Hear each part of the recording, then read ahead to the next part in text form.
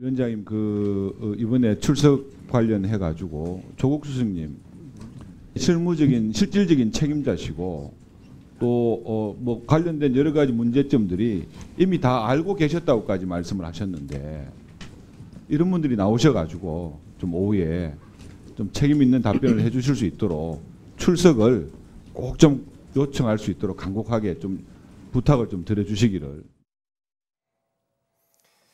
예. 인사 책임론까지 지금 나오고 있는 두 사람이죠. 뭐 한국당에서 이제 조남매라고 그랬는데 조국 수석하고 조현옥 인사수석 둘인데 일단은 조현옥 인사수석은 나올 것으로 알려졌었습니다.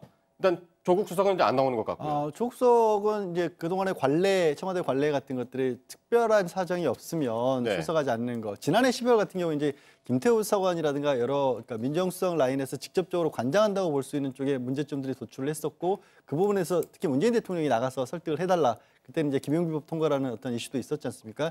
그래서 좀 비교적 예외적으로 나왔고 또 한 가지 그 청와대의 어떤 상황을 보면 이런 거죠. 그러니까 청와대에 가지고 있는 인사기준 7대 기준을 놓고 봤었을 때는 네. 그 형식적이나마 그 기준에 위반된 사람은 없었습니다. 지난 내정자들 중에서.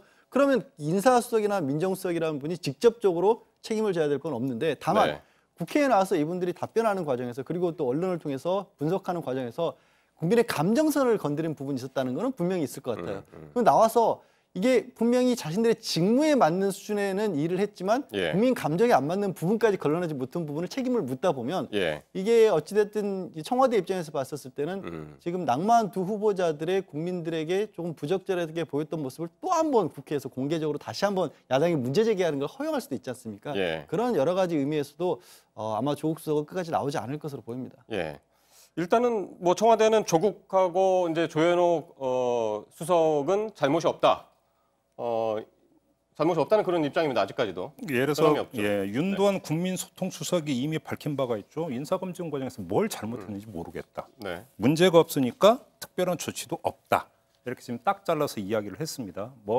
그러니까 예를 들어서 어떤 국민 눈높이에 맞추지 못한 부분은 안타깝지만 네. 그렇다고 해서 어떤 청와대가 그러니까 설정했던 7대 배제 원칙이라고 하는 것 네. 여기 그러니까 이걸 어떤 그 자기 이율 배반에 빠져가지고 검증해야 될 것을 검증 못한 건 아니지 않느냐? 네. 그러면 형식 논리상 보면 도대체 그러니까 귀책 사유가 뭐가 있는 거냐? 있어야 뭘 경질을 하든 뭐를 해야 될 거 아니냐? 이런 어떤 이제 취지의 발언인데.